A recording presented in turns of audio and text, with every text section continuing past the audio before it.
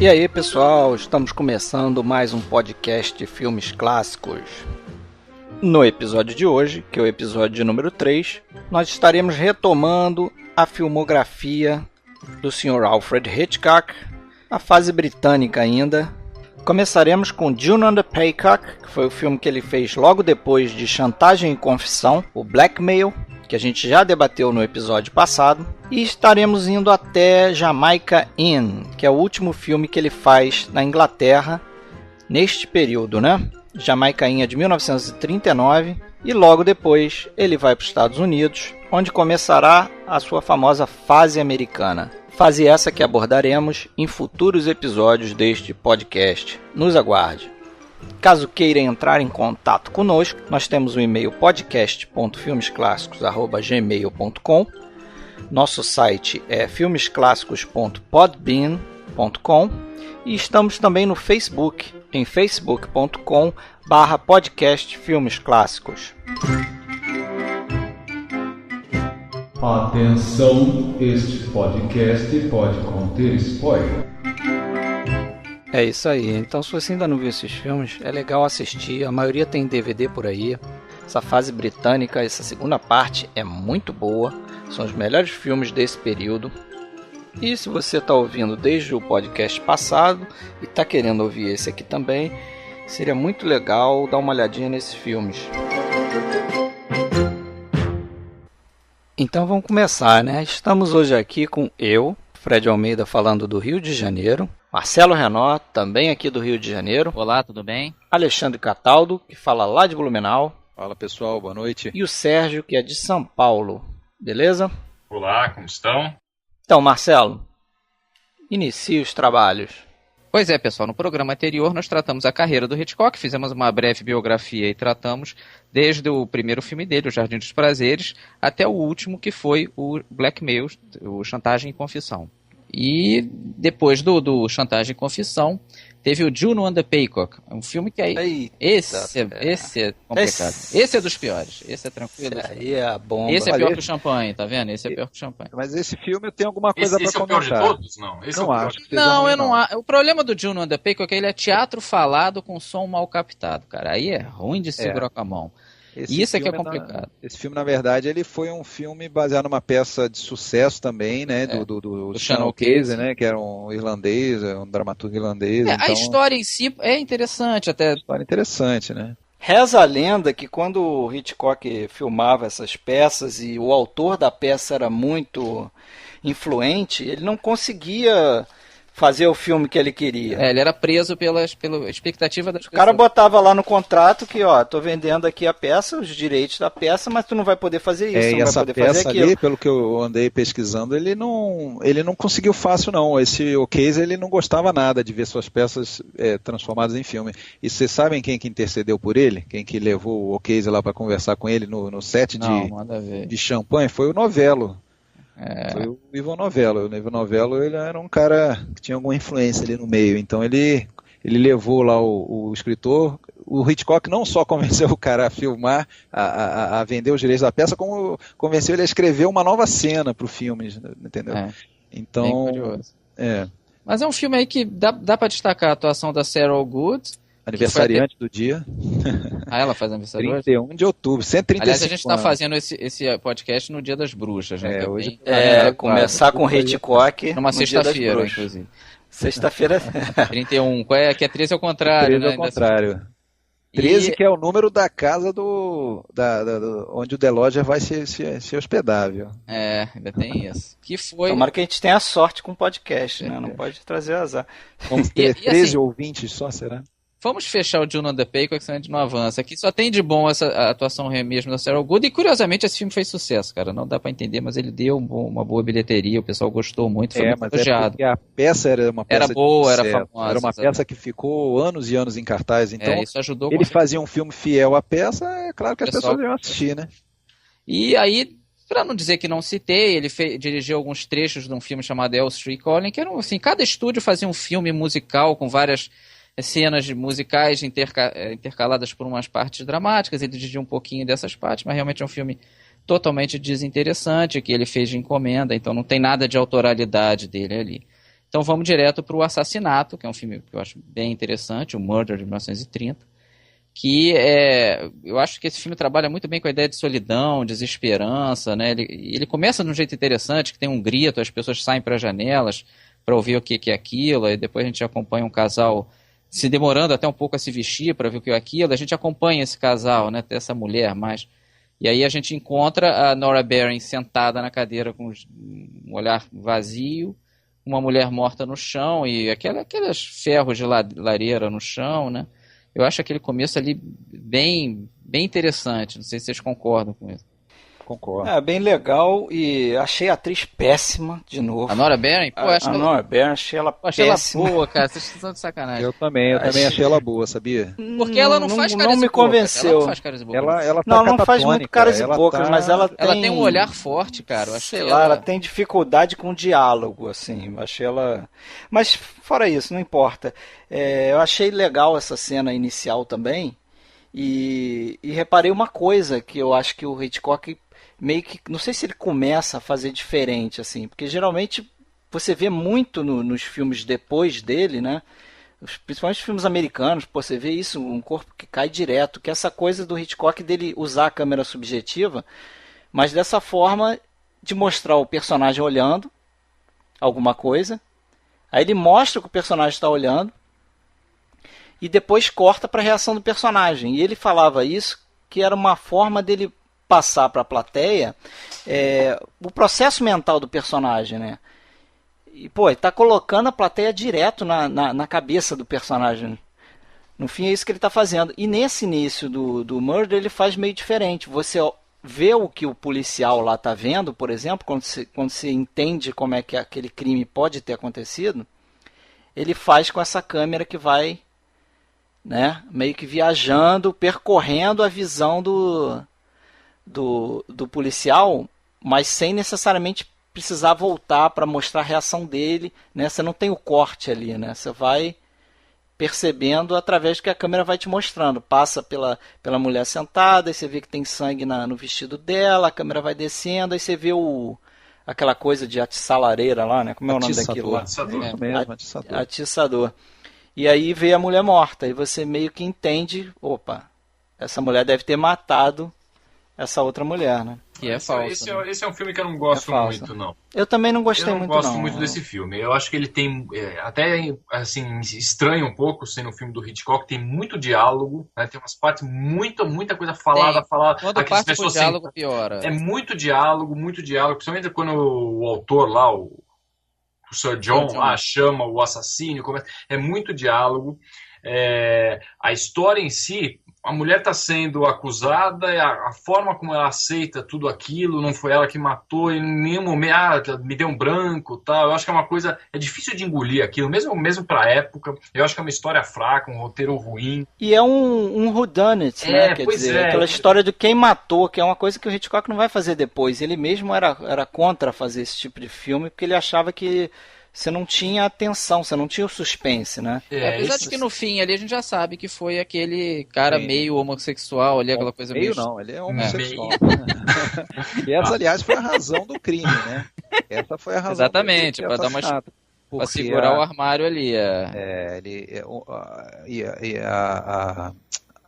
A moça assassinada iria contar para... Pois é, mas isso fica claro, porque eu lembro que o Herbert Marshall lá, o personagem do Herbert Marshall chama ele de... Half-caste, né? Half-caste, que eu fui procurar e é outro significado, não, uma coisa tipo... Eles não podiam falar direto, né? Social, mas isso ali é usado como um símbolo da questão sexual que teria que ficar em segundo plano ali, né? Mas é uma coisa interessante que e outra coisa que eu acho legal também, que tem a gente vê um tribunal, não vê os advogados fazendo caso, que quase sempre acontece, a gente vê pela visão dos jurados, que tem muito no 12 Homens e uma Sentença. Sim, lembra muito, né, aquela parte. Muito legal. E tem uma parte que eles ficam olhando de um lado para o outro, parece uma partida de tênis, né? E o que é legal é que aqui, vamos dizer, o cara que seria o Henry Fonda, que é o Herbert Marshall, acaba cedendo à pressão deles, né? Ele fica sozinho, e tem um plano que eu acho legal, que todo mundo aparece no plano ali botando pressão nele, tipo, não, muda esse voto aí, muda esse voto aí. Tem até um jogral ali, né? Uma musiquinha. E quando eles saem esse filme trabalha bem o som também, não é só o blackmail. quando eles saem para dar o veredito dela, até dão, a gente só escuta isso. A gente continua, a câmera continua na sala. Ah, é verdade. E a gente só escuta isso. E tem também, o que eu acho que deve ter sido a primeira vez. Aliás, tem 2 primeiras vezes nesse filme em termos de som. Tem um flashback sonoro, tem uma hora que tá a Nora Barry na cadeia, ela fica lembrando das apresentações dela, e a gente não vê nada, a gente só escuta os aplausos e as pessoas falando como se estivesse declamando um texto e tal. Tem um quê de Norma Desmond ali na hora que ela é presa, né? Na hora que ela é presa, a gente escuta aplausos, como se fosse então é isso. E exatamente. tem também o pensamento e isso é bem bacana, do Herbert Marshall, que tem uma hora que ele está se barbeando, e em tese a gente estaria contando os pensamentos dele. E aquilo foi gravado em disco e tocado na hora, porque não tinha como juntar sons numa trilha. Ou você gravava na hora tudo, ou um abraço. Então o Hitchcock botou uma orquestra atrás da parede para tocar ao mesmo tempo a música, e o pensamento que ele gravou em disco para tocar ao mesmo tempo, para gravar aquele troço lá, e fica interessante. Claro que visto hoje em dia um pouco datado, mas funciona, né? E foi a primeira vez que se escutou os pensamentos de alguém, que não tem uma pessoa falando e saindo voz da boca dela. E o Marshall, ele até que vai bem nesse filme, né? Ele é um cara meio durão, assim, né? E ele tem uma voz boa que ajuda. Ele era um bom ator, ele é um bom né? ator. Agora, para não dizer que eu não desgostei totalmente do filme, o final do filme é bem impactante, né? Dele se enforcando, né? Do cara se enforcando no trapézio lá. E antes você tem um plano de uma forca subindo pela parede. Quando chega um momento, pela parede, quando chega um momento que você acha que a mulher vai ser enforcada, né? Tem outro plano que eu gosto muito também, deles conversando na cadeia, que tem uma mesa grande. Isso, passa uma ideia de solidão muito.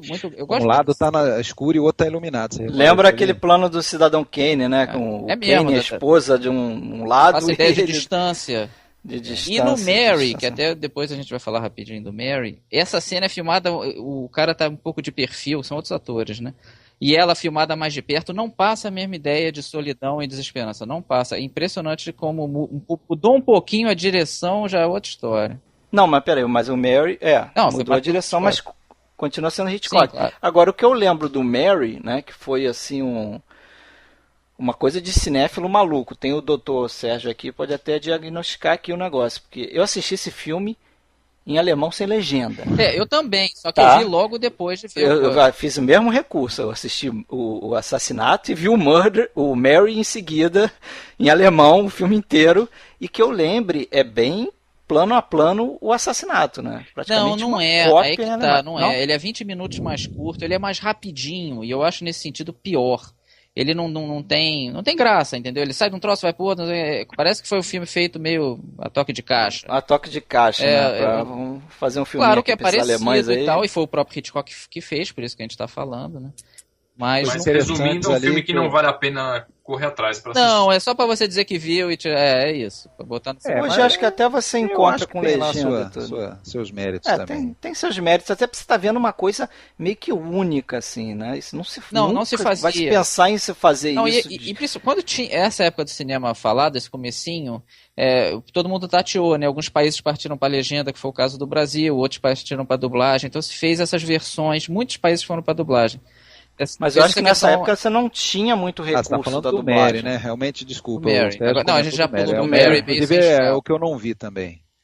E o Mary foi filmado pelo Hitchcock também, e isso era muito raro. Geralmente a versão de outro país era filmado por outra pessoa, e geralmente um diretor menor, porque você tá meio copiando o filme, né? Você filmava de madrugada ali, o pessoal ia embora, e você entrava com seus atores e fazia... E só para ressaltar uma diferença básica, é que ele fez no mesmo ano, isso, nesse intuito de fazer um filme que é, em tese, vamos dizer assim, dublado em alemão, só que é um filme refeito. Com outros atores. Quase tudo igual. Agora, vocês entenderam? Para distribuir no mercado alemão. É uma coisa que, nunca ninguém faria uma coisa dessa hoje, por exemplo. Não, vocês entenderam por que a personagem tem o mesmo sobrenome da atriz? Eu nunca entendi por que a Nora Beren vira Diana. Isso aí acontece em vários filmes também. Primeiro nome ainda vai, mas sobrenome, porra. Acho que os caras têm preguiça. Aí gostei do seu sobrenome. Pra não dizer que eu gosto de falar as trivias, né? Pra não dizer que eu não falei nada, pouca gente sabe que o Herbert Marshall ele tinha uma perna de pau, né? Muita gente não sabe. É. Ele tinha... E não dá pra reparar, Primeira cara. guerra ele perdeu, né? Ele perdeu uma perna na Primeira Guerra e não dá pra reparar. Você nunca vai ver o Herbert Marshall de bermuda ou na piscina. Não, Mas ele tem bengala você não nesse vê ele filme, andando né? também muito no filme, tá? Não, mas vê andando sim. Você não vê ele correndo, claro. Acho que ele tem uma bengalinha nesse filme. E a atriz que fez o papel que seria da Nora Barry nessa versão do Mary era a Olga Tchechova, e ela foi amante dizem, do Hitler na década de 30. E tinha gente que achava que ela era espiã do lado do Stalin, então a mulher meio enrolada aí, que fez parte aí desse filme do E você reparou que esse filme começa com um grito, né? O grito. E o grito, segundo alguns aí, é o Hitchcock querendo dizer, ó, aqui, ó, eu tô usando o som e já vou te chamar a atenção pelo som desde a primeira... Queimando a minha língua, plano do filme. Queimando a minha língua, exatamente. E aí, na sequência, o Hitchcock fez o The Skin Game, de 1931, que é um filme hoje muito esquecido. Nossa, bem esquecido. Mas eu não acho uma droga, não, cara. Eu acho razoavelmente interessante. Tem um pouco de lado de teatro falado, mas ele tem uma edição interessante, tem uma cena de leilão, que é uma briga de dois clãs, né? De briga de famílias, assim, por terras. O filme trata disso. Até uma atuação boa do Edmund Gwenn. E nessa cena do leilão ele é bem editado, até nessa linha aí do cinema soviético, passa bem uma ideia de tensão. Eu não acho o The Skin Game uma droga não, mas ele geralmente é realmente muito esquecido, quase ninguém lembra dele, geralmente vem mais para dizer que viram todos os filmes do Hitchcock e tal, mas ele tem aí uma coisinha ou outra digna de registro, não acho dos piores filmes dele não, com certeza dos esquecíveis, né? Mas não chega a ser uma droga. O que eu lembro tem essa coisa da luta de classe dos novos ricos, né? Com o pessoal mais moderno, com o pessoal mais antigo também. Mas é tipo uma discriminação dos caras que já são ricos há muito tempo. Com gente nova. São ricos de herança e com gente que ficou rico... Acabou de ficar rico, né? Recentemente. Tem essa... E nisso ele é legal. Ele tem uns textos razoavelmente bons, mas o som não é muito... Isso é mais da peça do que do mérito da coisa em si. Do mérito da coisa. Né? Edmund Gwenn, aliás, que é um baita ator, hein? Eu gosto dele. Eu acho que ele fez o quê? 4 filmes com Hitchcock, né? Eu acho que foi. Foi por aí. E sempre tem um papelzinho interessante. Ele fez, eu acho que um assassino lá naquele Correspondente Estrangeiro. É um cara que marca, né? Por onde passa. Ele sabe fazer as coisas dele. E o filme seguinte é um filme que o Hitchcock gosta e, francamente, eu não... O filme, eu já tinha uma opinião fraca dele, revi agora, caiu mais ainda, cara, que é o Ricos e Estranhos, Rich and Strange, de 1931. Ele tem um tom pessoal pro Hitchcock, porque remete às viagens que ele fez com a Alma Revel. O Hitchcock sempre viajou muito, né, na vida dele. E até um filme que tem a Joan Barry, a mulher que dublou a Annie Ondra, é a atriz principal desse Ricos e Estranhos. Mas sei lá, o filme começa bem, o comecinho dele é legal, que tem as pessoas largando o serviço, ele lembra um pouco a Turba do King Vidor, lembra um pouquinho também o Tempos Modernos, que ele é anterior ao Tempos Modernos, né? Tem um pouco, como se as pessoas fossem gado, ele tem um pouquinho disso, dessa neurose da cidade grande. E eles recebem uma herança e vão justamente curtir a vida, vão viajar o mundo e tal. Então o filme tem esse lado do Travelogue, acho que de repente foi esse lado que o Hitchcock gostou. Mas, cara, a captação de som desse filme é um lixo. Você vê que muitas vezes foi dublado depois, é uma droga. Tem uma hora que o Henry Kendall se afasta um pouquinho da Joan Barry e o som dele vai diminuindo, cara. Me lembrou o filme que fracassa do Cantando na Chuva. É impressionante. Ele tem... Mas deve ter sido no mesmo esquema, né? Ele tá se afastando do microfone e fica a voz baixa. Horrível. Mas se você for ver o Chantagem, Confissão e o Assassinato, tem um som mais bem captado que aquilo. Tem. Inclusive tem movimento de câmera, que era uma coisa difícil de fazer, né? Porque a câmera fazia barulho, ela tinha que ficar blindada, tipo num casebrezinho de vidro, né? Você proteger o som ali, para o barulho da câmera não entrar no microfone. E o miolo do filme é muito arrastado, assim, esse comecinho é direitinho, é legal. Depois que eles começam a viajar, afunda, e o finzinho dá uma melhorada. Eu já acho interessante o Ricos e Strange. Eu achei, assim, me surpreendeu positivamente. Ele foge um pouco daquela coisa, né, do crime, do cara que é acusado. É o casal que sai, o cara tá entediado porque ele quer viajar, ele quer ter dinheiro. E aí, quando eles estão no navio, né? No navio tem aquela coisa do duplo adultério, né? Ele fica enjoado, então ele não sai da cabine, a mulher começa a conversar lá com o capitão e tal, não sei o que. Depois, quando ele sai, tem uma aproveitadora lá, que se diz princesa não sei de onde e tal. E aí cada um vai para um lado e tal. Então ele trata de relacionamento, assim, sempre com muito humor, né? O filme tem bastante humor também, tem até uma solteirona lá, uma de óculos, uma mulher feia pra burro e tal. Nossa, horrível. Isso acaba sendo engraçado. Eu não achei que ficou arrastado, não. A coisa vai passando, vai passando. Aquele final também, a coisa do naufrágio, eles ali o naufrágio é legal, né? O naufrágio aquele negócio, eles no barco, depois o barco chinês, a história do gato, enfim, eu considero isso uma comédia, né? Uma comédia.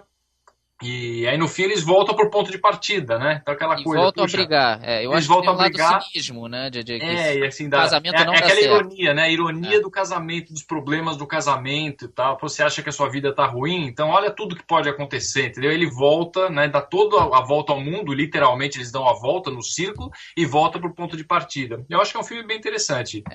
A gente discorda. Ainda bem, né? Acho legal isso. Ainda bem, isso né? Eu não posso falar, porque esse foi um dos que eu não consegui rever. Eu até queria. Eu tenho uma lembrança razoável dele. Né? Não dá pra ver tudo. Mas esse filme era pra terminar com o Hitchcock, cara. O mais bizarro é isso. Ele não aparece no filme, não tem cameo dele. Mas era pra terminar ele chegando e contando a história deles, de todo o filme, né? Meio que resumindo a trama pro Hitchcock mesmo, como Hitchcock.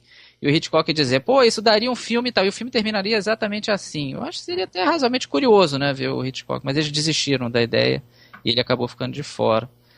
Mas fica aí essa meso-recomendação, né? Eu não recomendo, o Sérgio recomenda. E é isso aí. E em seguida vem o Mistério do Número 17, que eu já tenho uma memória um pouco fugidia dele, que eu considero aí talvez o pior filme do Hitchcock. Eu acho pior que Topázio. Esse eu consegui... E vocês, por favor... Eu consegui rever esse filme. Acho que o Sérgio também. Esse filme eu também tinha essa noção do filme ser uma. Olha, para não dizer que eu acho porcaria. ele totalmente péssimo, eu acho a ambientação daquele casarão, eu acho legal. Só, é a única coisa que eu acho. Tem a ambientação do casarão, tem o uso das maquetes na segunda parte, tem uma série de coisas. Você percebe que ele está fazendo vários experimentos. Eu acho assim, a história é uma porcaria, é um negócio confuso, a história do colar, um negócio que realmente não vende para quem está assistindo o filme, o que está acontecendo ali, aqueles personagens chegam, tá? É tudo muito confuso a primeira parte do casarão, a segunda tem aquela coisa de ação toda, que é até interessante, as cenas no trem e tudo, mas a história é uma porcaria, a história realmente é uma porcaria, tem o cara que tava dormindo na casa lá, fala uma língua que não dá pra entender a língua que ele tá falando, é uma coisa... O filme, o engraçado é que o filme, assim, realmente parece que falta alguma coisa no roteiro ali. O filme falta é muito... roteiro, acho que falta o roteiro. Porque, assim, não, então... Parece que é um exercício. Esse filme é um filme B. O filme, ele praticamente se divide, assim, dentro do casarão e a perseguição no final. É praticamente só isso o filme. E eu li o seguinte, que parece que o Hitchcock não queria fazer esse filme. Não, foi punição pra ele. Foi punição, ele recebeu um castigo porque o Hitch and Strange foi ruim, os produtores não gostaram, foi um fracasso. E aí ele recebeu esse filme para fazer. Ele estava em mente de olho no roteiro que ele achava muito melhor para fazer. Ele estava mas numa o filme fase tem ruim algumas na carreira coisas nesse momento aí. Tava. Mas o filme tem umas coisas interessantes. Tem o lance no casarão, é bem ele de volta ao expressionismo alemão. Tem uns planos interessantes. Tem um plano que quando os dois caras eles encontram um cara lá que supostamente está morto, ele faz uns cortes rápidos assim e você vê um dos rostos do cara assustado. Eles se encontram, né? São dois caras que chegam e tem um corpo no chão, tem um corpo estendido no chão. E eles estão no escuro, então uma das velas se apaga e os dois estão chegando junto perto do corpo. E uma hora um liga lá, acende uma vela e eles se olham o corpo e tomam um susto um com o outro. Só que um dos planos é meio distorcido e me lembrou, não sei se você vai concordar com isso, Sérgio. Me lembrou aquele quadro do Grito. Sim. Meio viagem que eu tô falando, mas sabe aquele quadro do Grito, do Edvard Munch, que é uma coisa distorcida, o cara distorcido, gritando? Eu acho, assim, tem vários, ele faz várias experiências, eu acho, desenvolvimento de técnica. Você percebe que ele teve uma preocupação em desenvolver as cenas para um filme que não existia, não tinha conteúdo, né? Ele estava naquela casa, o que eu vou trabalhar? Então como que eu vou fazer com essa cena, tal? O que eu vou... tem a história dos gatos, que tem uns gatos que passam, sobe a escada, tal. parece que ele queria que tivesse um monte de gato, mas no fim não conseguiu. Enfim, então, porque não tem história aquilo, não tem história. Você demora pra perceber que tinha um colar lá de diamantes que tava na casa e tudo. Depois eles saem, do meio da casa, tem umas coisas assim, abrem um alçapão, eles estão numa escada, eles saem por onde? Ele tá numa casa, entendeu? Aí tem a história do cartão, né? Eles chegam, são com cartão, com número, dá a impressão que é uma coisa que eles combinaram, que tem algum plano secreto por trás daquilo. É bastante confuso. É confusa a história. Você fala, poxa, isso aqui é o que eu não estou entendendo bem, por causa tá mal legendado, o cara fala a pronúncia ruim. Às vezes não só a pronúncia ruim, mas a sonoridade do filme fica ruim. Às vezes é difícil de você entender tudo o que está acontecendo. Fala, será que é eu que não estou entendendo? Mas é confuso mesmo o filme. Mas acho que não é para jogar fora, não. Acho que vale a pena. Também acho que não. A cena final tem uma perseguição de um ônibus, né?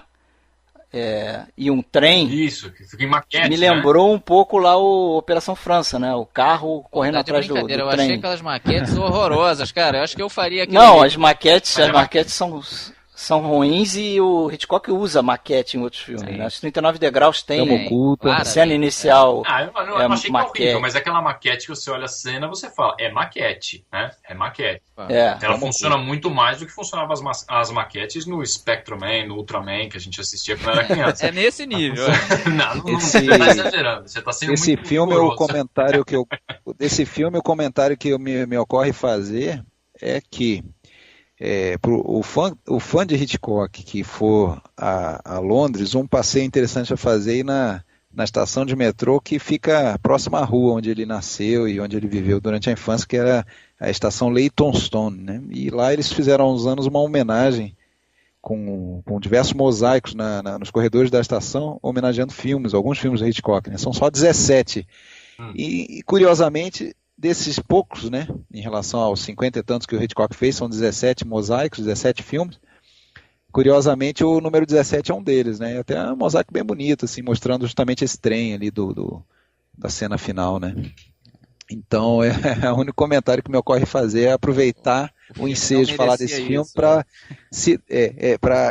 dar a dica desse passeio aí para o fã do Hitchcock. Vai lá, bate umas fotos e você vai sentir um pouquinho do subúrbio ali onde Hitchcock viveu a infância dele.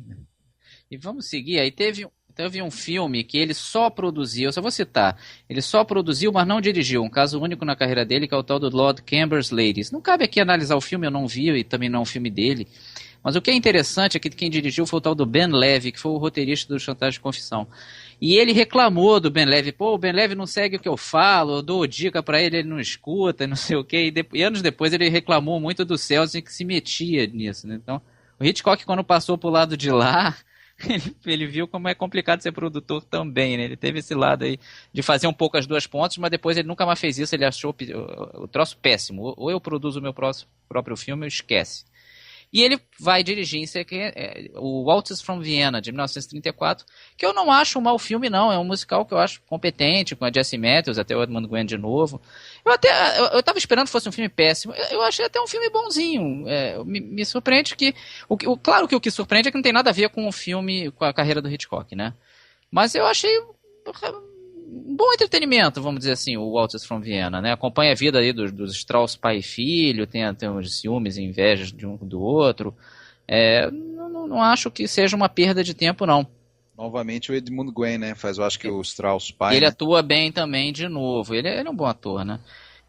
Tem umas brincadeiras com a canção, né? Eu me lembro disso. Eu acho que o filme americano A Grande Valsa meio que copiou ali o Hitchcock, que também é do Strauss, e que ele cria a valsa dele no meio de um bosque. Eu acho que o ponto forte do filme é o Strauss. Não, com certeza, e as valsas. E as valsas. Que são bonitas mesmo. E eu acho que o Hitchcock se interessou um pouquinho mais pelo filme do que ele gosta de dizer. Ele gosta de dizer que fez de qualquer jeito, que não sei o quê. Eu acho que ele teve um certo esmerozinho ali. Eu não acho que ele dirigiu no automático, não. Muito claro que ele não abraçou totalmente a causa, mas eu acho que ele fez o trabalho dele bem feitinho ali. Mas a visão externa é que a carreira dele não engrenava, que ele estava ficando meio que banal no cenário inglês. E aí vem o filme que muda a vida do Hitchcock de vez, que é O Homem que Sabia Demais, The Man Who Knew Too Much, de 1934, que foi o que projetou ele, inclusive nos Estados Unidos, então ele ficou famoso no mundo inteiro.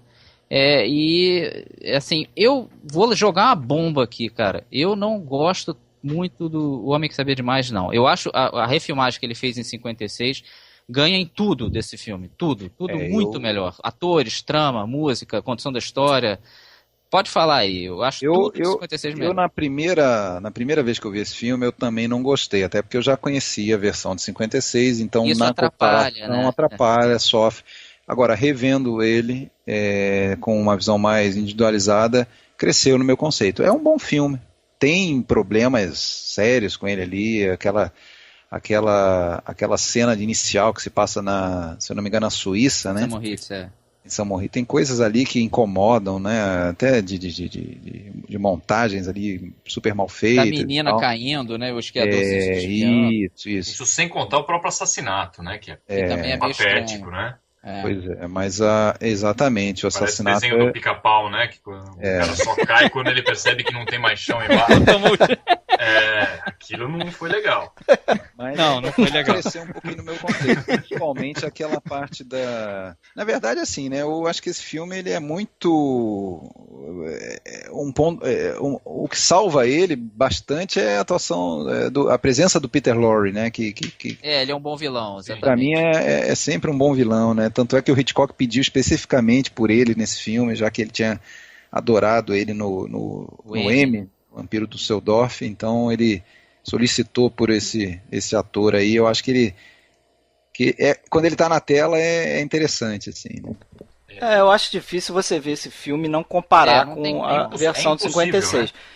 Agora, numa entrevista, o Hitchcock fala isso, pergunta para ele o que você vê de diferença, o que mudou para as duas versões. Ele fala assim, curto e grosso, a consciência que eu tinha da plateia, né?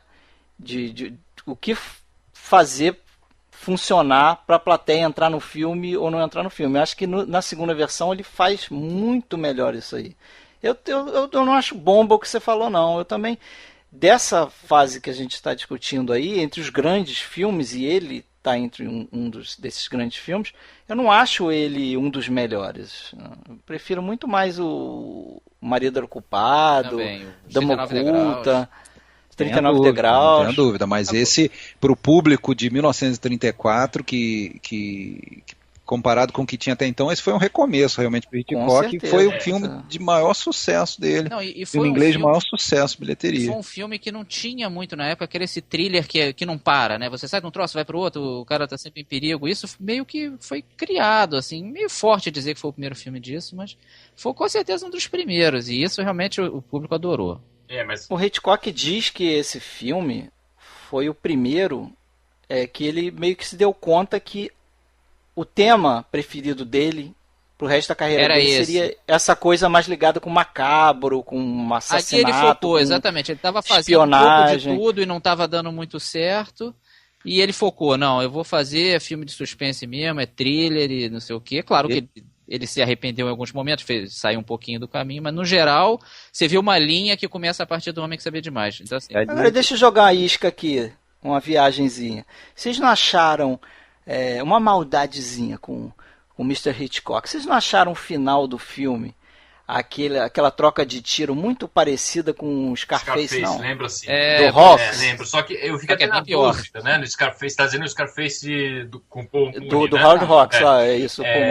Me lembrou, mas é uma das coisas que me incomodam no filme. Eu não lembro bem como que era o tiroteio no Scarface, mas pareceu uma coisa muito banal nesse. Eu achei aquilo uma droga, eu não gostei. O tiroteio é muito ruim, eu acho. Ele não tem na versão de 56, vai ver justamente por isso, porque era ruim. A forma como os personagens fogem ou tentam se esquivar das balas, é um negócio... E outra coisa também, fica mostrando muito policiais anônimos e a gente não vê muito a Edna Bess, o Leslie Banks. Mas você sabe por que ele precisou mostrar isso aí? Ele explica isso aí lá pro Truffaut, né? Politicagem, né? Não, é porque teve a situação das armas, né? Porque naquela época ali a polícia Scotland Yard, eles não usavam armas, né? Então eles mostram um caminhão chegando, trazendo fuzis que foram trazidos ali, foram confiscados lá numa loja de arma, foi lá buscar para aquela situação. Então ele dá um enfoque a isso aí, né? Porque senão o filme ele não poderia filmar essa história desse jeito, né? Com policiais atirando e tudo mais.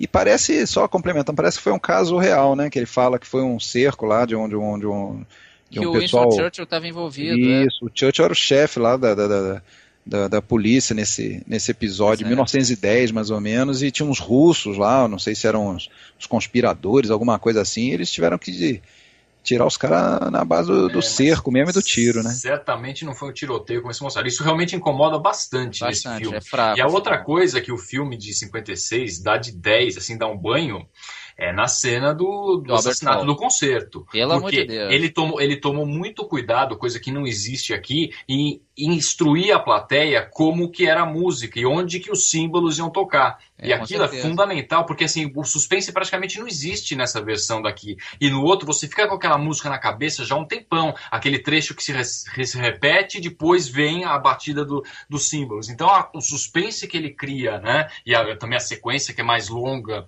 que ele cria na apresentação, no concerto, nesse aqui é pífio perto daquele. E ela ainda dá um gritinho ridículo, né? Foi isso que ele quis dizer com a consciência da plateia, né? Uma coisa que ele vai aprendendo. Não, ele também dizia que esse filme aí de 34 ele foi um amador com talento que fez, e o de 56 foi feito por um profissional. E é isso mesmo. É isso mesmo. E pra gente é muito difícil analisar e falar, né? É um bom filme, porque assim, ele tá completamente eclipsado, né? Obscurecido pelo filme de 56. Esse é o Homem que Sabia Demais, que a gente assiste esse é mais pela curiosidade, fazer as comparações, mas acho difícil alguém preferir a versão de 34 à versão de 56. Eu não vejo como isso... Tem gente que prefere, mas eu também não entendo. Não, preferir já é demais, né? É um bom filme, mas vamos combinar que... E tem essa gratidão que, se não fosse o sucesso desse filme, sei lá o que seria da carreira do Hitchcock, né? Talvez ele ficasse na Inglaterra sempre, não embalasse, né? Ficasse lá... Tem aquela menina, né, que é Nova, né? Nova Pilbeam, que vai estar no Jovem Inocente. Jovem Inocente. E essa moça tá viva até hoje, ela tá com seus 95 anos. Isso também hoje, Tá aí. Tem outros atores, tem o Pierre Fresnay, que vai fazer filme com o Jean Renoir, lá, Grande Ilusão, né? O cara vai fazer um papel importante. E o Leslie Banks eu descobri que é o Zaroff, do The Most Dangerous Game. É ele mesmo. Que é um filme legal pra caramba, não sei se vocês viram. Muito bom. Acho que mas não é um James Stewart, né? Não é. Aí não é. É mais uma das surras que o filme leva. O Hitchcock fala até que o final da segunda versão ele modificou e colocou mais o personagem, que na segunda versão era o James Stewart, mais envolvido com a trama no final, porque era o James Stewart. Ele consegue fugir, né? Ele consegue fugir da capela. Ele não estava preso, né? Ele consegue superar a acrofobia dele. Aliás, aquela briga de cadeira na igreja é ridícula. Nossa, aquilo ali vergonha alheia, aquilo ali. Aquilo não funciona hoje. Não. E outra coisa, uma coisa que me incomodou um pouco no Homem Sabia Demais 34, começa o filme e parece que o chefe é o grandão, né? Que na verdade depois é só o atirador, né? Vamos para os 39 degraus, que eu acho bem melhor. E foi outro sucesso de arromba. E esse a Gaumont, que era o estúdio, já estava de olho no mercado americano, então até chamou o Robert Donat. Então foi um filme o Hitchcock já estava com status melhor. E foi um sucesso tremendo. E esse filme, sim, eu gosto bastante. Acho redondinho. Não digo que seja perfeito, mas é bem interessante mesmo. Tem um roteiro muito ágil. Ele tem aquelas situações que é a velha história do Hitchcock dos verossímeis, né? Você tem que dar umas engolidas, mas engolindo, o filme tem um ritmo muito ágil, cara. Eu gosto bastante dos 39 degraus, não sei vocês. Eu adoro. Eu também gosto. É um dos favoritos do Hitchcock, né? Ele falava isso. E, o filme se desenvolve muito bem, né, cara? Eu nem me incomodou, eu sou geralmente o cara que encrenca com essa questão do inverossímil. Por exemplo, eu acho o Sabotador um filme que tem muito mais, vamos botar entre aspas, furos de roteiro. Ele te pede para acreditar em muito mais coisas do que esse filme, né? E é legal que você vê que tem uma cena que me remete ao Sabotador, que é quando ele vai numa casa e encontra um casal e a mulher acaba ajudando ele, dá o casaco e tudo. Me lembra um pouco aquela cena do cego com a filha no Sabotador. E tem a cena do discurso político que me lembra do Intriga Internacional. Exatamente. E são três filmes certamente semelhantes, né? São irmãos, ou primos, ou o que seja, mas são filmes que seguem mais ou menos a mesma linha, tratam mais ou menos da mesma coisa, e tratam muito dessa coisa do homem errado, acusado injustamente, né? Um homem em fuga também, né? Um homem em fuga, e acho que além, cara, o Hitchcock, ele gostava muito de colocar pessoas normais, isso vai acontecer no Dama Oculta, né? Pessoas comuns, não necessariamente acusadas de um crime que não cometeram, mas pessoas comuns envolvidas numa situação num extraordinária. conflito, uma situação extraordinária que o cara tem que se virar nos 30 ali, entendeu? Você imagina. Mas vocês não acham que, assim, apesar, né, do que ele falava, que o importante é como você conta a história, todas essas concessões que a gente tem que fazer num roteiro como o dos 39 degraus, com uma modificada aqui ou ali, ele poderia ter feito um filme muito melhor mesmo na época, porque assim, são várias coisas, né, que a gente vai, ok, você vai, né, sendo condescendente com isso, vai aceitando, mas quando você vê o final, você fala, ok, o filme é um bom filme, mas poderia ter sido melhor. Poderia ser um pouco melhor, isso sim. É melhor, porque assim, começa já aquela história da moça que já vai com ele pro apartamento e conta um segredo. Pouco importa o que é o segredo. A história do MacGuffin e tal, que pouco importa o que é o segredo. Tudo bem, não importa o que é o segredo. Mas aí ela, né, conta a história, tudo, acaba sendo assassinada. Aí tem aquela descida dele que ele encontra o leiteiro. Aquela já é uma cena que você tem que engolir aquilo lá, porque quando ele pede o casaco do leiteiro, o leiteiro não quer dar, obviamente, o casaco, fala, já vi que eu vou ter que confiar em você. E conta a história do segredo pro leiteiro. Depois a piada até funciona, porque aí depois quando ele percebe que o leiteiro não acreditou, ele fala, não, que eu tava na casa da minha amante, um negócio assim e tal. Aí o cara acredita. A piada funciona, por isso que você fala, ok e tal, mas ele realmente contar o segredo pro leiteiro é um negócio que... Então, assim, você vai tendo essas coisas que você tem que engolir, né? Sem contar que é aquele final você tem que engolir não só a história, né, do segredo que tá na...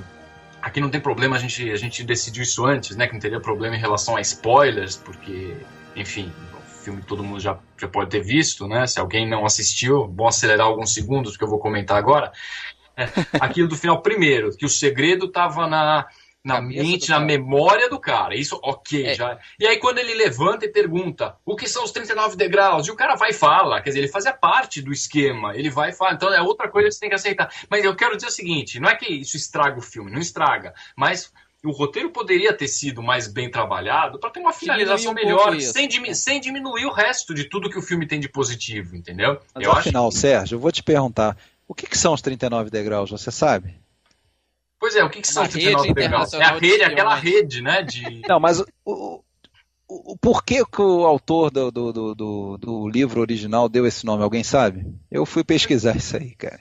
39 degraus? O filho dele contou, anos depois, que ele ficou um tempo num hospital, algo assim, numa casa de repouso, foi a época em que ele escreveu, enquanto ele estava internado lá, ele escreveu esse livro lá em 1915, tal, o John Buchan, né? Então ele, nessa casa onde ele estava, tinha uma escada que dava direto para a areia da praia, era de frente para o mar aquilo ali. Então tinham 39 degraus, ele sabia disso porque a filha dele descia contando, 1 até 39. Então a filha vivia falando, 39. Então ele estava escrevendo o romance, não veio nenhum título melhor para ele, botou os 39 degraus. E aí, claro, deu o significado dentro da obra, porque seria, se bem que foram 4 ou 5 versões para cinema e TV, e em cada uma delas os 39 degraus tem um significado um pouquinho diferente. É isso que eu ia perguntar. Eu assisti uma versão, acho que é um filme inglês também, com Robert Powell, se eu não me engano, faz muito tempo. E os 39 degraus que eu me lembrava era alguma coisa que tinha a ver com o Big Bang, era alguma coisa que tinha em Londres, eram degraus mesmo. Eram degraus mesmo, não era o nome de uma organização clandestina como que é no... Eu me lembro dessa história, mas faz tanto tempo que eu vi esse filme que eu só me lembrava, os degraus eram degraus mesmo nesse filme, exatamente, né? Mas acaba que é um MacGuffin. Sim, exatamente. Não vem a gente tem que explicar o que é MacGuffin, que nem todo mundo entende. MacGuffin é um pretexto qualquer, um catalisador da trama. Assim, ele em si não importa nada. Tem que pegar os papéis, ou são os mapas. É uma bobagem, no fundo, mas que é o que faz todo mundo correr atrás de alguma coisa. Né? MacGuffin, exemplo de MacGuffin, Falcão Maltês. O que interessa que o Falcão Maltês... Não, mas o Falcão Maltês tem um valor aquilo ali, entendeu? Em termos de joia. Tem, mas o que interessa é o valor concreta que eles dão. Mas, por exemplo, a Dama Oculta, que é uma musiquinha, cara, aquele é o MacGuffin clássico. Aquilo ali se dissolve no ar, né? Se você for ver, aquilo não é nada, né? A gente ficou vendo o filme inteiro se preocupando. Não, ele nem explica o que é o segredo direito, né? Não importa, cabe colocar essa musiquinha daqui a pouco no fundo aqui, né? Isso é uma brincadeira com o próprio MacGuffin, eu acho, né? Isso, aquele Com isqueiro, depois lá na fase americana ele vai exercitar isso com isqueiro, com urânio, com o Diabo 4, né? Agora, vai brincar. O 39 Degraus tem outra coisa também, que é a Madeleine Carroll, que eu acho que é a primeira loura Hitchcockiana daquela clássica, né? Aquela mulher fria, bonita, que não dá muita atenção pro cara, que fica negando. Eu até acho ela até meio chata no filme, ela demora pra passar pro lado do cara. Mas isso é legal também, né? Porque também passar de cara... o detalhe é o seguinte, né? A química entre os dois funciona. E principalmente porque a primeira cena dos dois... tem que ficar acorrentado, eles ficam acorrentados por um bom tempo, e ela odiando e não acreditando nele. Ela quer ir para um lado, também não confiando nela. E o Hitchcock parece que prendeu os dois no estúdio e fingiu que perdeu a chave. Ela ficou machucada, inclusive. E assim, o que é legal é que se você parar pra pensar, eles dormem juntos, algemados, e em tese alguém ali uma hora foi no banheiro ou não, tem uma hora que ele tira a meia dela, né? Então tem um tom sexual ali bem interessante que ele conseguiu se safar, passou batido ali pela censura, e é bem interessante isso, como ele conseguiu isso. Essa versão que você falou, Sérgio, você viu, eu sei que existe, mas eu não vi, mas parece que o Richard Hannay lá, ele termina pendurado no Big Ben, é verdade? Isso, é isso. Pendurado no ponteiro, meio como Harold Lloyd. Homem-mosca lá, né? Tem isso, assim. Os 39 Degraus tem uma curiosidade também, ele é citado no Apanhador do Campo de Centeio do Salinger. O Holden Caulfield fala, eu gosto, acho que ele vai 2 vezes no filme, então ele fala dos 39 Degraus, é um livro famosérrimo ali, né? E outra coisa que também me incomoda nos 39 Degraus, me incomoda em geral na filmografia do Hitchcock toda, um detalhinho, mas os filmes dele às vezes terminam muito abrupto, né? Você mesmo ele toma um tiro lá, fala nos negócios, e eles ficam de mão dada, fim de papo. Não sei se vocês acham isso. Eu acho que ele tem um sério problema com finais, né? Às vezes o filme... Não, nem sempre não. Mas nesse eu achei, foi rápido, assim. Eu não achei não. Tem um comentário que é o seguinte, os caras passam o filme todo algemados e no final eles, por vontade própria, se dão as mãos. Eu achei um final legal, não incomodou não. E ele ainda tá com a algema, né? Ela não, ela conseguiu ainda tá com a algema penduradinha ali. E outro lance bem legal que tem nesse filme é aquela questão da bala que é o inário do fazendeiro que salva ele, né? Na hora que vilão. Isso aí já tinha sido usado, acho que em outro filme. Hitchcock talvez tenha copiado a ideia. Não, acho que copiou. Aí eu acho que realmente. Mas é um negócio interessante, porque. Mas é legal que nessa cena ele corta. Você não sabe o que aconteceu com ele. Ele morreu. Pra quem já viu Psicose, né? O cara vai achar, matou o protagonista no meio do filme, porra. De novo, sacana. Mas então, na sequência, tem um filme que aí eu acho também bem fraco, que é o Agente Secreto, do Secret Agent, de 1936. Eu acho aí um dos piores filmes do Hitchcock, a trama não engata. O John Gilder, ele estava no começo da carreira, ele está muito verde. O Peter Lorre, cara, ele interpreta um mexicano nesse filme, é uma coisa horrível. Ninguém acredita, cara. Vamos ver se ele tem cara de mexicano, pelo amor de Deus. E eu acho que o Hitchcock, nesse sentido, ele não era muito bom. Ele pegar um ator novato, ele não tinha saco para ficar instruindo o cara, e o Gielgud precisava de ajuda ali, então não funciona, o filme não tem interesse. Assim, o próprio personagem dele, ele vai participando, é uma trama de espiões e tal, mas ele participa sem a menor motivação, assim, realmente, até o Hitchcock reclama disso, não dá pra torcer por um herói que não quer ser herói, né, que o Gielgud também não passava a menor firmeza ali, então ele não tem química nenhuma com a Madeleine Carroll, que, de novo, atua no filme do Hitchcock, e tem até um arrependimento do Hitchcock. Tem 2 arrependimentos praticamente seguidos. Aliás, praticamente não, seguidos mesmo. O primeiro é nesse filme aqui, que eles matam o homem errado uma hora, o inocente. O Peter Lorre empurra o cara pro abismo. Né? E ele acha que o público nessa hora não perdoou ele, porque, e aquilo fica meio por isso mesmo e tal. Realmente é uma mácula no filme, né? Ele vai se superar, né, no próximo. Ele vai fazer. Esse filme só tem que ver.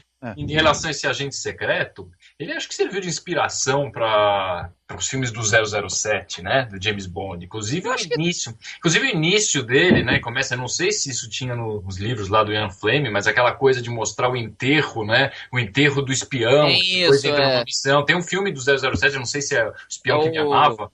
You Only Live Twice, né, quando o 007 só se vive 2 vezes, Que ele finge verdade. que morreu, ele finge que morreu. Que finge que morreu, tá? Então tem algumas coisas assim, recebendo a missão, aí quem passa a missão pra ele também é identificado por uma letra. Então tem algumas coisas, algumas semelhanças assim, né, que você fala, isso acabou servindo de inspiração. Não, mas isso aí com certeza, eu adoro a série James Bond, jamais a sacanearia, mas ela usa muita locação com, porra, o James Bond vira e mexe, tá num lugar famoso, turístico, e onde é que eles pegaram isso? Né? Pelo amor de Deus, o fato de ser um thriller que o cara tá sempre em perigo e tal, claro que influenciou os filmes do James Bond. Mas o engraçado é que o Hitchcock adorava o James Bond, ele adorava os filmes, e escolheu muito o Sean Connery pro Marnie por causa disso. Então teve um pouco uma certa contrapartida, ele não ficava irritado de achar que estava sendo copiado, não. E aí a gente segue para o Sabotagem, que também conhecido pelo infame título de O Marido Era o Culpado no Brasil. Não tem muito problema isso em termos práticos. Porque já é mostrado no início, né? Logo de cara você vê que ele é um sabotador e tal, então tudo bem, o nome em inglês é Sabotage. Então, assim, não é que entrega. Mas parece que tá entregando o fim do filme, né? Parece aquele filme de mistério que, porra, realmente quem deu esse título tava de sacanagem, né? São dois títulos spoilers, né? Que é do Hitchcock, que é O Marido Era o Culpado e Um Corpo que Cai. Só que Um Corpo que Cai não faz sentido até você assistir o filme. Exatamente. Mas é mesmo, é verdade. Nesse caso, o título português funcionaria melhor, então é o A 1h45, né? Melhor, com certeza. Do Sabotagem, né?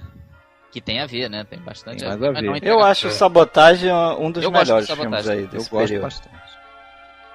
Até apesar daquela cena que ele sempre fala que foi um erro, né? Hoje isso já não incomoda mais. Ele explodiu o garoto, né? A gente valoriza, né? Valoriza. Aquela cena é muito bem feita, muito bem construída. Você fica angustiado mesmo. E ele ainda mata, além dele, ele se arrepende porque ele matou o garotinho e o público não perdoa ele. Mas ele ainda mata um cachorrinho do lado. O garoto tá fazendo carinho no cachorro. Um cachorrinho. É verdade, cara. Poxa, cara, mas isso aí, ele foi, na verdade, fiel à história, né? A história previa essa morte. Fazer o quê? Sim, agora, tem uma ele coisa podia ter feito isso de uma forma fria, entendeu? Ele podia não ter botado criado envolvimento com o garoto, ter matado o garoto, a gente só o garoto quebra o prato, o garoto faz um monte de traquinagem no início do filme, a gente cria um envolvimento com o garoto, né? A gente acha ele legal.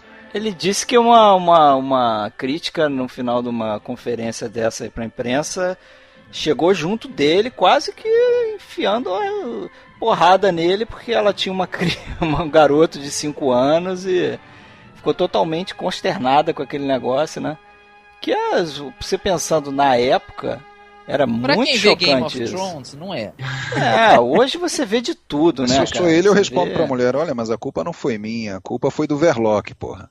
Ele que entregou a bomba pro garoto. Aliás, é curioso que o cara conta isso pra Sylvia Sidney, né? Depois do acidente, ele conta que tinha com isso. Não, ainda tenta se safar, tipo, aconteceu, eu ia matá-lo, mas esquece aí, né? Tipo, esquece aí, segue a vida, volte a me amar, um negócio assim. Interessante, né? A frieza, ele é sem dúvida um dos vilões mais frios ali do Hitchcock, porque ele mas ele meio se deixa matar, tu não acha não? Ali na cena, eu acho que nem ela quer tanto matar ele, nem é que ele quer tanto continuar vivendo. Eu acho que tem um pouco cena é uma cena muito legal. A morte dele é muito bem feita, muito toda bem só de olhares e de olhares.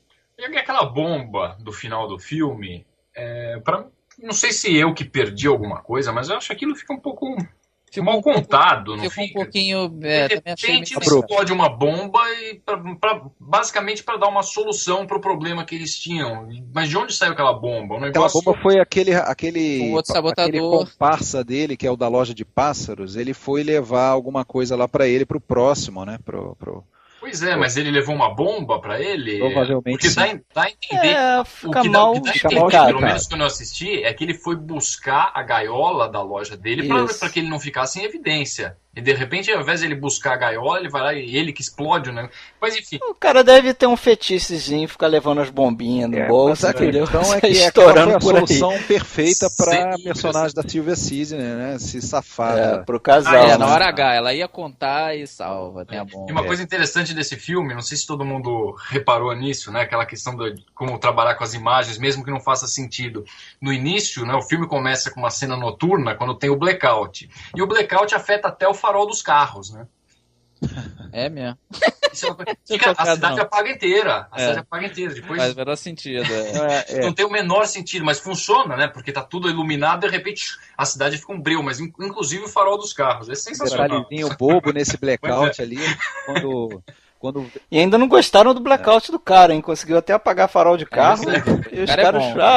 Londres, Rio, né? Tinha essa coisa. Londres não pode rir. Quando o Verloc chega em casa, ele vai direto acender a luz. Vocês repararam isso? Eu acho interessante. Quem nunca fez isso, né? Quem nunca tentou acender a luz durante o blackout? Ele acende. Mas acho que ele foi até testar, né? Agora, vocês não lembram um pouco do A Sombra de uma Dúvida com esse filme, não? Com esse lance dos policiais se aproximando da mocinha lá pra chegar o vilão, a mocinha nem desconfia que o vilão é um parente próximo. Eu acho que tem um pouquinho disso aí. Tem um pouco. O John Lauder é que estraga esse filme, né? O Hitchcock não gostou dele. Ia ser o Robert Donat, né? Ia ser o Robert Donat nesse filme ali. Ele ficou doente, ele chegou a fazer publicidade, existem cartazes publicitários, inclusive com outro título para esse filme, que eu não lembro agora qual que seria. Mas, e com Robert Donati como policial disfarçado de verdureiro, né?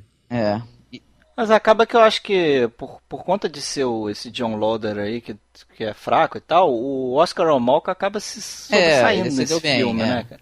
Ele é um bom vilão também. Ele é bem... Ele é um bom vilão que não fica botando terror, né? Que é uma coisa diferente. Ele tem lá as convicções dele. É porque ele é meio imoral. Eu acho que é mais por isso do que ele é ameaçador, né? No lance da bomba, ele, em princípio, ele não espera realmente que aquela bomba vai matar o garoto. Tanto é que o garoto começa a se demorar e ele grita, ele se enerva com o garoto. Pô, o que você está demorando para ir, né? Aí ele percebe que pode estar gerando um perigo para o garoto e ele não quer fazer mal, mas ele é totalmente negligente nesse sentido, né? E esse filme também tem uma cena legal que ela, já depois que morreu o menino, ela passa um cartoon da Disney, inclusive, e que fica todo mundo rindo, e ela, assim, o mundo seguiu e ela com a dor ali, né, de ter perdido. Ela começa a rir na cena, né, e quando o personagem do desenho recebe uma flechada... Ela instantaneamente ela se liga, ela associa, né? Isso é muito legal também, né? Você pode estar ali dentro do cinema, mas tua cabeça está em outro lugar, cara.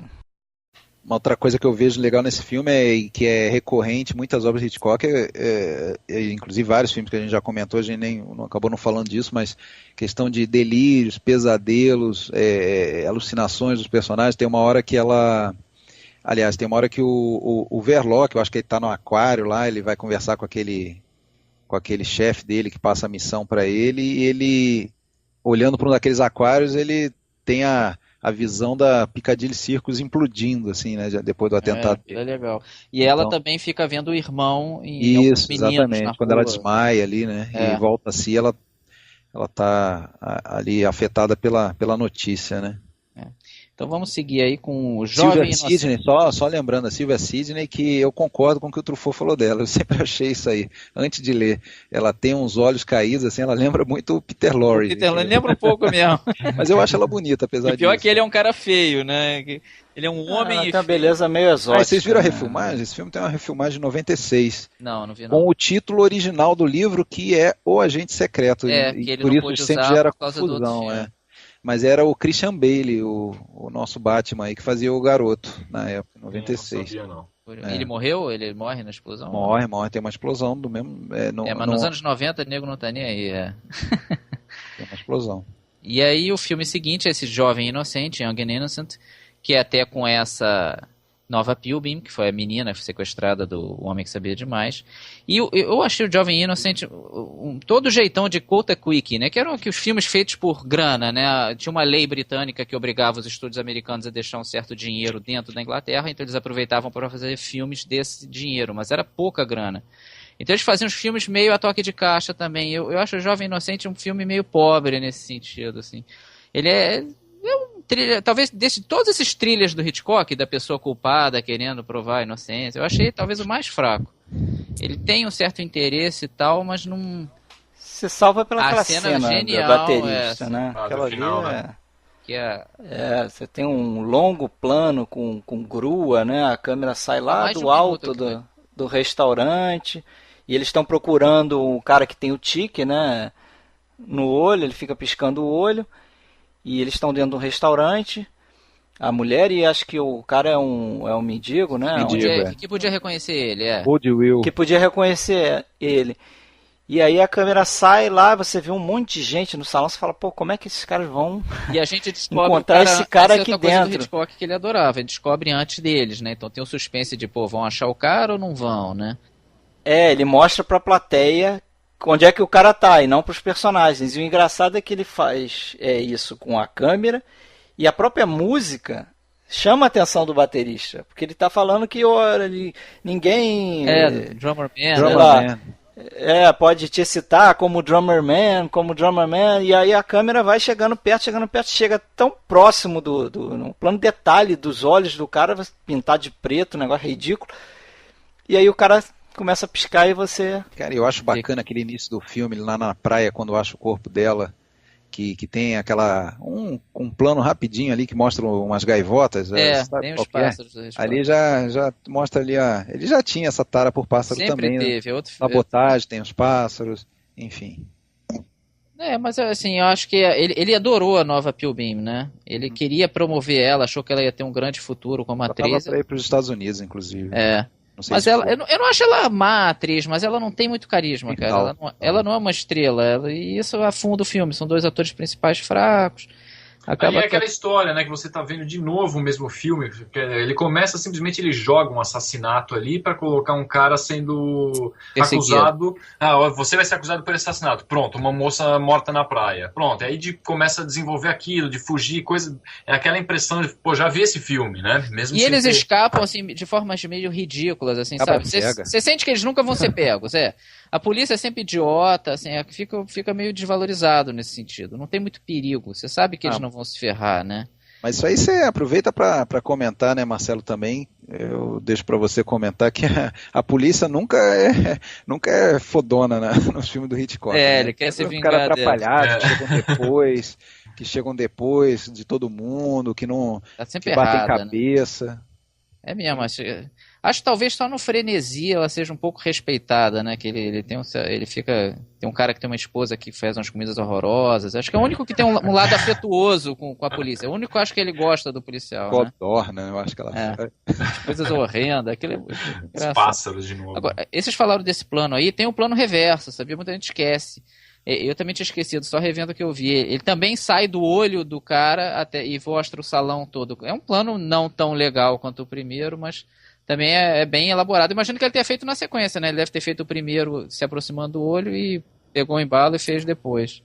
Interessante isso, né, comentar esse tipo de plano, porque hoje em dia isso acaba não chamando muita atenção das pessoas, porque isso é tão comum hoje em dia, né, nos filmes, esses planos e tal. Quer dizer, você pega um filme do David Fincher, ele passa com a câmera por dentro da fechadura. Hoje em dia é covardia, porque tem o cinema digital, né, cara? Pois é, o cinema digital, realmente passar a câmera. Pois ele passa com a câmera por dentro da fechadura. Então eu falo, nossa, olha só, isso chama atenção. Mas só fazer um traveling lá do salão inteiro até o close do cara, às vezes passa batido. Mas na época, diz que ele demorou 2 dias para filmar isso. Exatamente. Né? Eu acho que os planos hoje nem sempre são... Né, com essa intenção como ele tinha de estar criando suspense ali naquele momento. Olha como eu sei fazer muitas vezes legal. Você vê os filmes, não é exibicionismo. Exatamente, você vê às vezes muito exibicionismo nos filmes. Eu acho ótimo esses planos, sou fãzaço desses planos. Mas é isso mesmo. E seguindo aí a linha, tem o A Dama Oculta, que é um filme que eu acho bastante interessante. Talvez seja até o filme de melhor roteiro aí desses de perseguição. É o que eu mais, dessa fase inglesa, é o que eu mais gosto. Dos que eu não vi todos, na realidade, faltam alguns pra mim, mas é que eu mais gosto. É meu preferido também. De pra todos mim é um filmaço, assim, que tá no nível de alguns filmes da fase americana. Eu ia perguntar isso quando acabasse, o preferido de cada um. Assim. Fase inglesa, Dama Oculta pra mim. Dama Oculta também.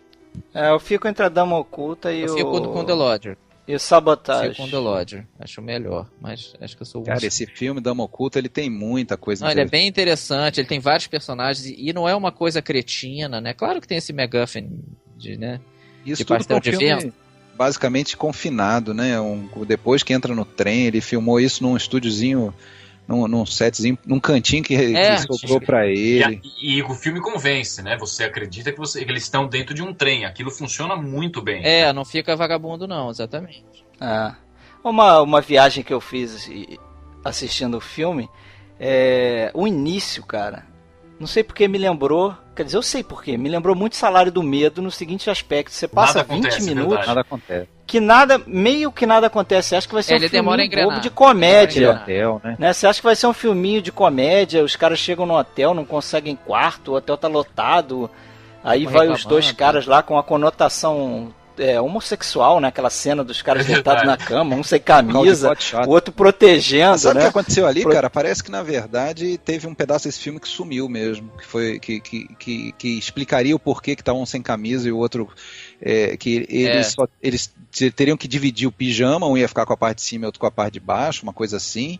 E aí um deles sujou de comida, alguma coisa, teve que tirar. Inclusive aparece ali o pijama pendurado nessa cena. Parece o pijama já pendurado. Ele lavou. Mas enfim. Tem a cena tem a cena sexual, quando sem dúvida, desses dois. Tem a cena que entra a empregada lá, né, no quarto, e o cara meio que protege o peito nu do outro, assim, tipo, não pode ver ele sem camisa. É meio Batman e Robin. Mas aí, né? Mas aí tem essa coisa, depois que o filme engrena, pô, você tá dentro do trem, cara, eles são super divertidos, tá na história. E a ideia da velhinha sumir, ninguém... que velha, não tem velha nenhuma, isso é muito legal também. Todo mundo, o jogo psicológico, né? A velhinha era uma velhinha carismática, né?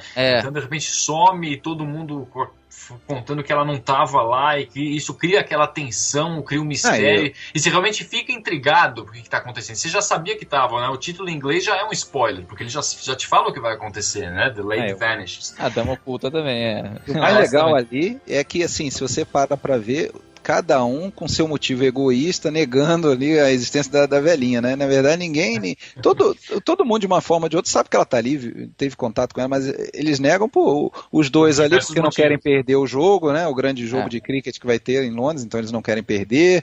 Aquele outro casal de amantes, né? Não querem complicação, né? Então eles querem publicidade numa investigação. Então cada um tem seu. E o Michael Redgrave, né, que estava meio que estreando. Era a estreia dele. Como protagonista, né? Ele já tinha feito os filmes. Tinha feito acho que uma coisinha. Mas ele. E assim, uma coisa muito legal nesse filme é a química dos dois ali, o Michael Redgrave e a funciona bem. Os atores estão muito bem, Estão muito bem, muito a comédia gostoso. Funciona bem também, assim, o filme... Ele é a cara do Walt Disney, né? Igual. Eu acho ele parecido com o Jacques Roche, que era o presidente do Comitê Olímpico Internacional, cara, igualzinho, ele mais velho, pelo amor de Deus, você confunde. E não é só a gente não, hein? O Truffaut também era o filme preferido dele, mas eu acho que inclusive era o preferido da carreira toda, até aquela época ali que ele fez o livro. Vocês falaram aí no humor aí, essa dupla aí, que dá os toques de comédia, né, mais no filme aí, o Nathan Wayne e o Basil Radford, os caras fizeram tanto sucesso que eles acabaram ganhando alguns filmes pros personagens. Foi um spin-off. Pra isso. Um spin-off. Fizeram vários. E depois eles vão trabalhar juntos e também com o Redgrave no Dead of Night, aquele filme dirigido pelo Alberto Cavalcante, acho que o Marcelo viu também. Que é um filme interessante também, 6 episódios. É bem interessante. Eles vão, não como os personagens, mas eles vão fazer um papel lá também. Mas é parecido. Um sacaneando o outro, é bem parecido. O Paul Lucas manda muito bem nesse filme também. Agora, esse filme ele tem um significado ali, que é aquela coisa da Inglaterra entrando na guerra, né, e reluta a entrar, né, assim como o pessoal ali reluta a entrar na trama, né, eles são obrigados a entrar quando o trem é desviado e para no meio da floresta, então aí todo mundo tem que lutar por aquilo ali, né, mas... enfim, é engraçado como algumas coisas funcionam, porque aquela cena do tiroteio ali, se você para pra ver, aquilo também é um absurdo, né? Não, faz sentido.